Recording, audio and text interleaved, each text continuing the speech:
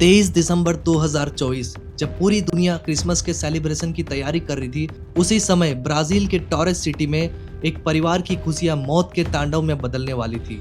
Jelly DOS एंजर्स के घर में एक बर्थडे पार्टी ऑर्गेनाइज की गई थी। केक कटने से पहले हर कोई खुश था, हर किसी के चेहरे पर स्माइल थी, लेकिन केक कटने के बाद केक का निवाला जैसे ही 2 से 3 लोगों के मुंह में गया, तीनों के तीनों लोग उसी टाइम पर चक्कर खा के गिर गए और पता चला ये तीनों के तीनों मर चुके हैं।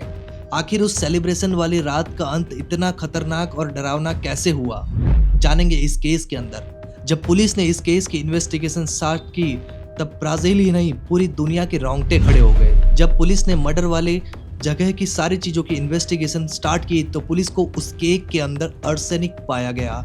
आर्सेनिक एक ऐसा जहर है जो शरीर को अंदर से सुन्न कर देता है और इंसान को धीरे धीरे मार देता है। और सबसे बड़ी बात है कि अगर 100% जहर भी इंसान के अंदर चला जाए तो इंसान पूरी तरह से सुन्न होकर मर जाता है। लेकिन सबसे बड़ी प्रॉब्लम तब हुई जब आर्सेनिक की 2400 गुना मात्रा उस केक के अंदर डाली गई। 2400 गुना।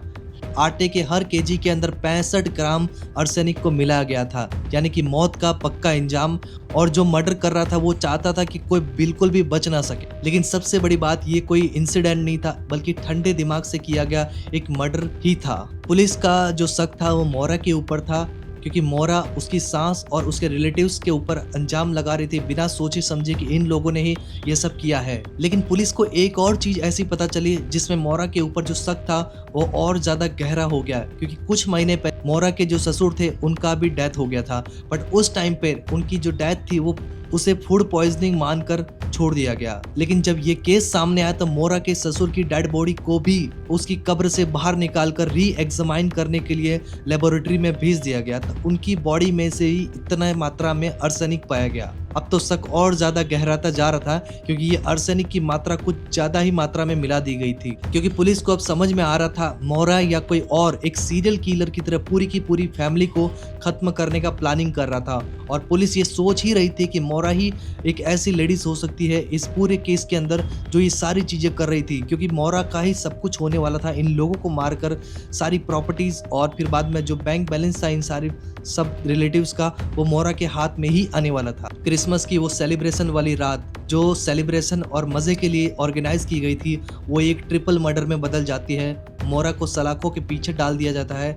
उसकी जो पनिशमेंट थी वो भी काफ़ी भयानक होने वाली है। लेकिन सबसे बड़ा क्वेश्चन ये भी है कि इस ट्रिपल मर्डर के पीछे का राज क्या है? क्या पैसा और लालच ही सब कुछ है, या फिर अतीत की कोई ऐसी चीज़ है जिसे पाने के लिए मोरा ने ये सारी चीज़ें की? ब्राज़ील का जो सिटी है वो पूरी तरह से गम में डूबा गया। ब्राज़ील का टॉरस सिटी एक बड़े गम में डूबा हुआ है और पूरी दुनिया के रोंगटे खड़े कर दिए इस केस के बाद। मिलते हैं अगले केस में। Thank you guys.